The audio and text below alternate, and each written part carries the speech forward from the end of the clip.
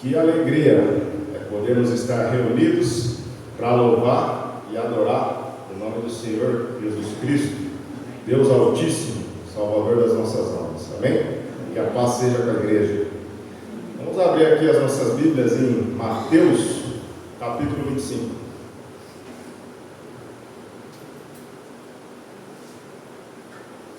Livro de Mateus, capítulo 25. Mateus 25, versículo 14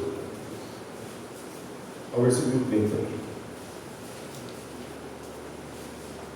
Mateus 25, do versículo 14 ao versículo 30. A parábola dos talentos fala sobre o reino de Deus. E também será como um homem que, ao sair de viagem, chamou seus servos e confiou-lhes os seus bens. A um deu 5 talentos, a outro 2 e a outro 1, cada um de acordo com a sua capacidade. Em seguida, partiu de viagem. O que havia recebido 5 talentos saiu imediatamente, aplicou-os e ganhou mais 5.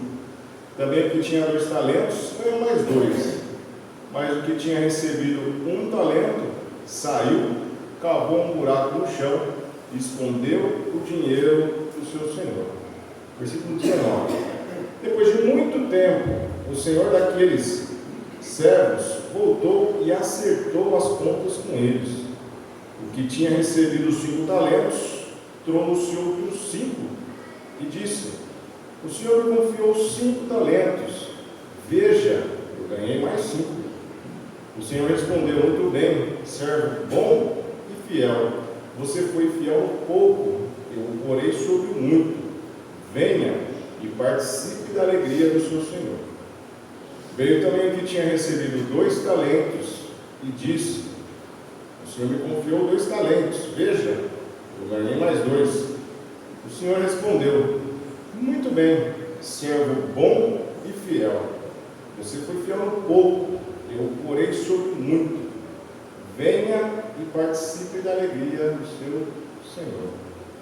Por fim veio que tinha recebido 1 talento e disse: eu sabia que o senhor é um homem severo, que colhe onde não plantou e junta onde não semeou. Por isso tive medo, saí e escondi o seu talento no chão. Veja, aqui está o que lhe pertence. O senhor respondeu: servo mau e negligente, você sabia que eu colho onde não plantei e junto onde não semeei? Então você devia ter confiado meu dinheiro aos banqueiros, para que quando eu voltasse, eu recebesse de volta com juros. Versículo 28. Tirem o talento dele e entreguem-no ao que tem 10, pois a quem tem, mais será dado, e terá em grande quantidade. Mas a quem não tem, até o que tem será tirado. E lancem fora o servo inútil, nas trevas, onde haverá choro e ranger de dentes.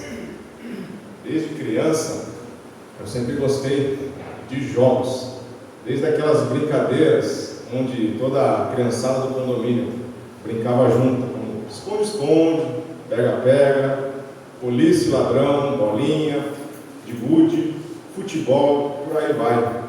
Até depois, um pouco tempo, quando eu tinha mais idade, passei a jogar também jogos um pouquinho mais complexos, como baralho, rouba-monte, truco, cacheta.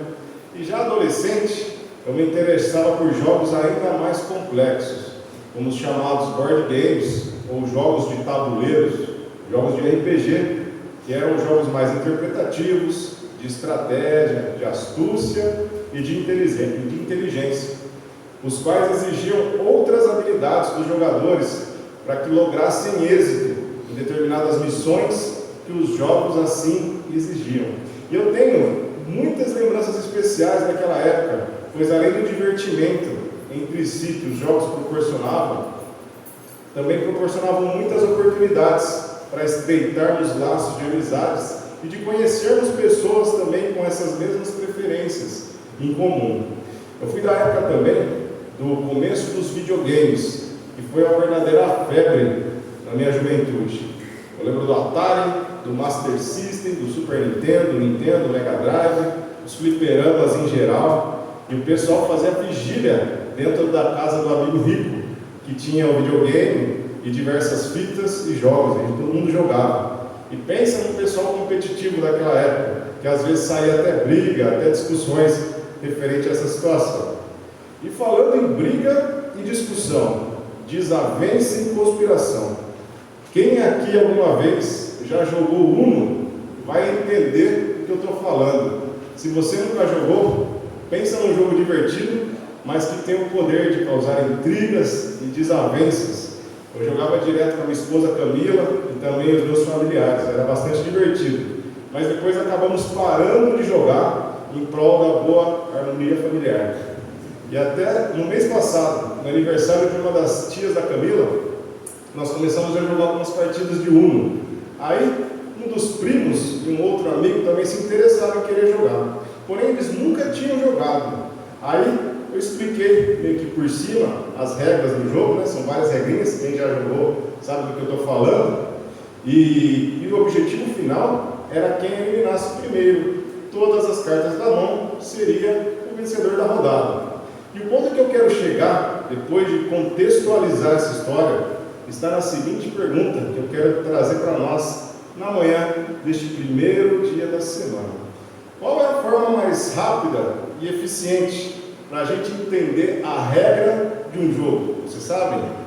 É você jogando ele, jogando, errando, acertando e com a prática elaborando as melhores estratégias com as cartas ou com as possibilidades que você possui nas suas mãos.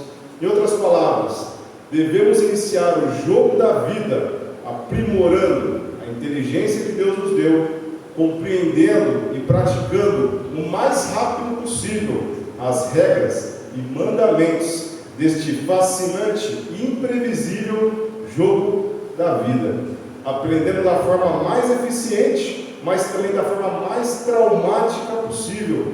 O jogo já é iniciado e já valendo tanto a vitória quanto também a derrota. E quando nós nos aprofundamos nesta maravilhosa parábola, que é a parábola dos talentos, esta alegoria retrata muito bem o jogo da vida, que é o jogo qual nós estamos jogando e também aprendendo a jogar, com ele em plena ação, em pleno andamento. E a alegoria em si, ela fala em específico sobre talentos, que era o poder financeiro aceito como comum naquela época. E em específico, era também a unidade monetária mais usada na época de Jesus, na transição do Velho para o Novo Testamento. A título de conhecimento, um talento era equivalente a 15 anos de salário de um trabalhador comum. E na época dos romanos, um talento era equivalente a 6.000 denários, sendo que um denário equivalia na época o valor de um dia de trabalho do trabalhador comum da época. E de forma hermenêutica aqui, trazendo para os dias atuais, uma conta aqui bem crua, feita aqui no papel de pão para vocês, utilizando a grandiosa quantia, entre aspas, do salário mínimo brasileiro, daria em torno de mais ou menos aí uns 365 mil reais o valor de cada talento. E se a gente considerar que um escravo daquela época, por mais inteligente que fosse, dificilmente saberia administrar tão grandes quantias, uma vez que não é da realidade de cada um deles vivenciar algo tão grandioso assim nas suas vidas. É como uma pessoa que recebe uma grande herança, mas não tem maturidade para administrá-la, porque ele não precisou pagar o preço por ela. É como também aquela parábola do filho pródigo, que requereu a sua parte da herança junto ao pai, e como ele não tinha maturidade, sabedoria o suficiente para entender e praticar a regra do jogo, se afundou até o fundo do poço, e por conta de suas más escolhas. E a herança, que deveria ser uma bênção para ele, acabou sendo desperdiçada de uma forma tão baixa e e tão inconsequente, né? Vocês conhecem a parábola do filho pródigo. E a parábola dos talentos, ela se refere justamente a termos e a conquistarmos maturidade e sabedoria o suficientes para que os talentos, que são as bênçãos de Deus em nossas vidas, sejam cada vez mais multiplicadas. Ou seja, o Senhor, o Criador dos céus e da terra, requer que sejamos potencializadores, propagadores, multiplicadores dos dons e dos talentos que o Espírito Santo, o Deus vivo, concede e abençoa tanto a você quanto também a mim. A alegoria dos talentos nos ressalta o seguinte alerta: somente basta o silenciamento desses dons e talentos nas nossas vidas. Somente basta a inércia na propagação dos dons e talentos para o bem comum, tanto dentro quanto também fora da congregação. Somente basta o medo, a negligência na prática e no conhecimento destes dons e talentos espirituais, que todas as infinitas sortes de bênçãos nas regiões celestiais de Cristo se transformarão num abrir e num fechar de olhos, na maior das maldições, tanto na sua quanto na minha vida, se nós continuarmos a insistir em não aprendermos e em não colocarmos em prática o quanto antes as regras e aprendizados do nosso jogo da vida. Se nós persistirmos em continuar a deixar enterrado os talentos que Deus nos abençoa, o que nos resta aqui nesta terra é tão somente uma terrível expectativa de juízo reservada para aqueles que, por sua teimosia, que por sua dura serviço, por seu coração rebelde e por sua atitude obstinada, se transformaram em inimigos do Deus Altíssimo. Vamos abrir aqui as nossas Bíblias em Hebreus capítulo 10. Carta aos Hebreus, capítulo 10.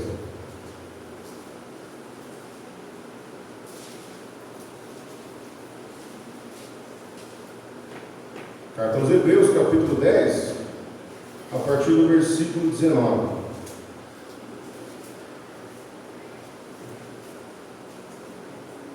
Hebreus, capítulo 10, a partir do versículo 19, que diz: portanto, irmãos, temos a plena confiança para entrar no Santo dos Santos pelo sangue de Jesus, por um novo e vivo caminho que Ele nos abriu por meio do véu, isto é, o seu corpo.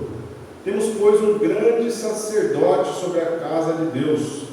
Sendo assim, aproximemo-nos de Deus com um coração sincero e com plena convicção de fé, tendo os corações aspergidos, para nos purificar de uma consciência culpada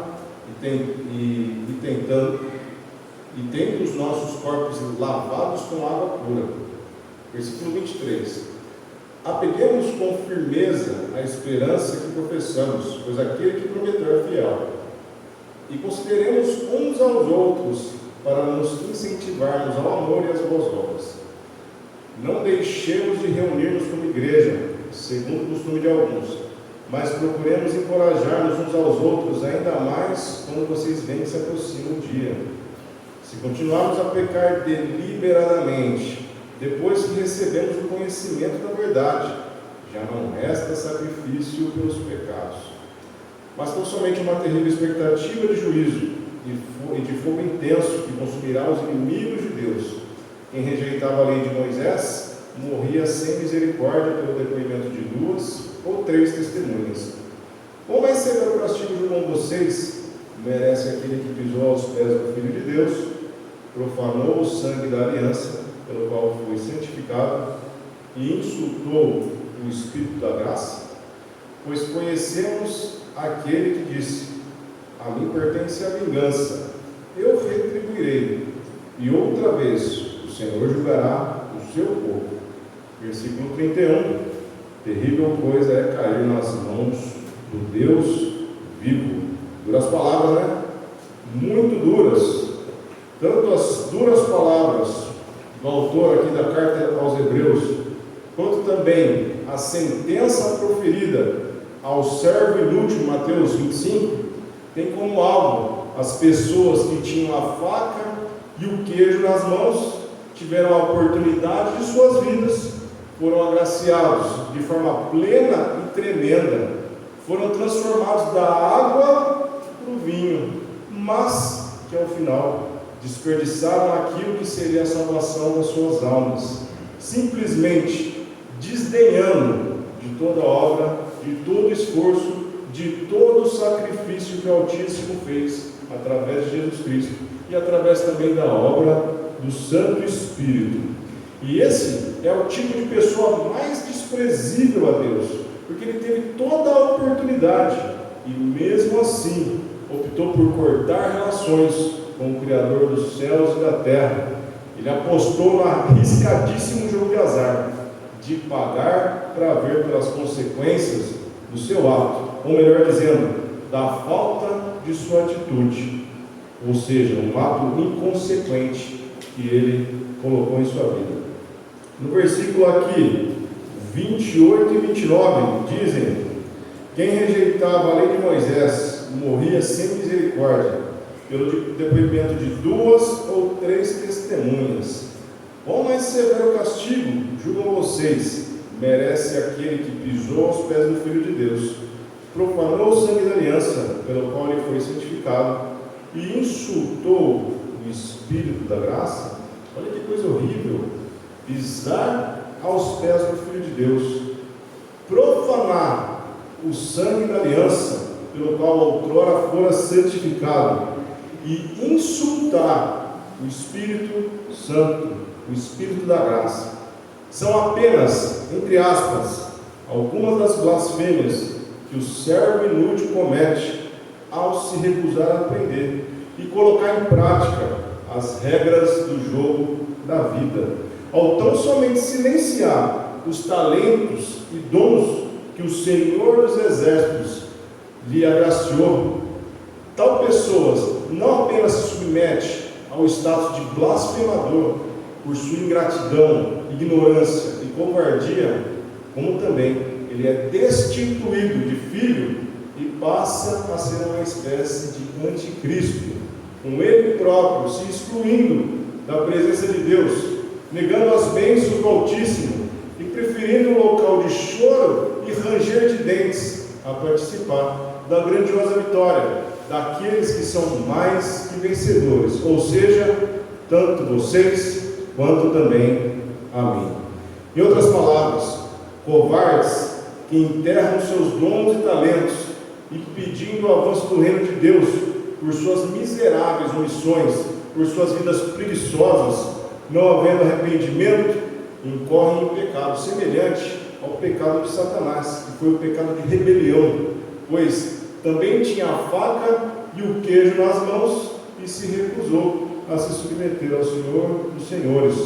Porém, aos covardes ainda tem um agravante, pois eles tiveram a oportunidade de serem filhos por adoção através de Jesus Cristo, e ainda assim desperdiçaram esta oportunidade ímpar nas suas vidas por mera negligência.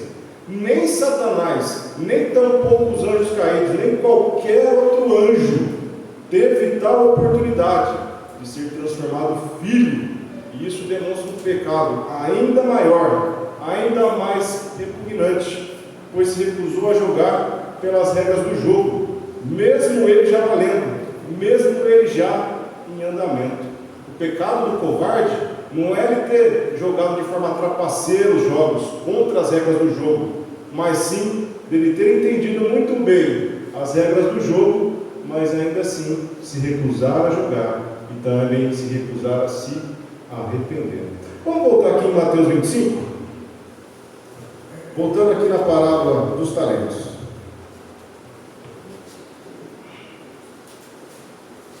Mateus 25, vamos reler aqui do versículo 14 ao 19. Diz o seguinte: e também será como um homem que, ao sair de viagem, Chamou seus servos e confiou-lhes os seus bens. A um deu 5 talentos, a outro 2, a outro 1, a cada um de acordo com a sua capacidade. Em seguida partiu de viagem. O que havia recebido 5 talentos saiu imediatamente, aplicou-os e ganhou mais 5. Também o que tinha 2 talentos ganhou mais 2, mas o que tinha recebido 1 talento saiu, cavou um buraco no chão e escondeu o dinheiro do seu senhor. Versículo 19.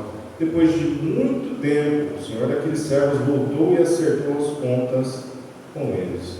Olha bem como é que esse Senhor, ele é um Senhor misericordioso. A parábola aqui não diz de forma explícita, mas implicitamente, um senhor com bens e com grande condição financeira teria também talvez muitos outros servos e servas, e dentre eles ele selecionou 3, os quais talvez tinham uma capacidade intelectual um pouquinho melhor, um pouquinho acima da média dos demais. E conforme aqui todos esses servos aqui, eles teriam de fato uma certa condição intelectual, mas nenhum deles teria uma condição para essa grandiosa missão de administrar as finanças do seu Senhor. Mas ainda assim seria uma oportunidade, um desafio para as suas vidas, esta bênção dos talentos que o Senhor abençoou esses 3 servos. Esses servos aqui talvez fossem um copeiro, talvez fossem um mordomo, talvez fosse um camareiro. Eles não têm vivência, nem as experiências necessárias de serem administradores de finanças. Mas, porém, entretanto, como o Senhor compreendia muito bem o potencial e as limitações de cada um, ele distribuiu de forma sábia e justa os seus bens e talentos, de uma forma proporcional, conforme a possibilidade intelectual de cada um. Ou seja, o Senhor jamais exigiria 10 talentos daquele servo que só haveria a possibilidade de entregar apenas 1. Também não exigiria apenas 1 talento para aquele servo que teria plenas condições de lhe entregar muito mais, pois, além de misericordioso, ele também é um Senhor de justiça. Ele não exige de nós algo além da nossa possibilidade, além da nossa capacidade. E ele sabe muito bem, quando eu e você temos totais condições de utilizar os nossos bens, os nossos talentos para a honra do nosso Senhor, e mesmo assim nós negligenciamos, enterramos os nossos talentos. Ele conhece muito bem o meu e o seu coração, então não dá para enganar este Senhor, né? No versículo 19 e 20 desta parábola diz: depois de muito tempo, o senhor daqueles servos voltou e acertou as contas com ele. O que tinha recebido 5 talentos, trouxe outros 5. O Senhor me confiou 5 talentos. Veja, eu consegui mais 5. Então esta é mais uma prova de que o Senhor concedeu aos seus servos essa misericórdia, uma prova de amor que ele realizou com os seus servos. Deus, ele nos conhece muito para que consigamos, ele concedeu muito tempo para que consigamos aprender e colocar em prática as regras do jogo da vida, com o jogo já em andamento, para que a gente consiga as melhores estratégias, para que a gente consiga vencer todo esse jogo da vida, com a condição que Deus concedeu tanto para mim, quanto também para você. Deus, ele concede, além de muito tempo, para que a gente consiga aprender as regras do jogo da vida, concede também para nós sabedoria, concede inteligência, um corpo, ânimo de vida, pessoas, relacionamentos, um lar, trabalho, certa condição financeira, saúde física, mental, espiritual. E falando um pouco sobre a parte espiritual, ele também nos concede as escrituras sagradas, que a gente pode aprender de fato as regras do jogo.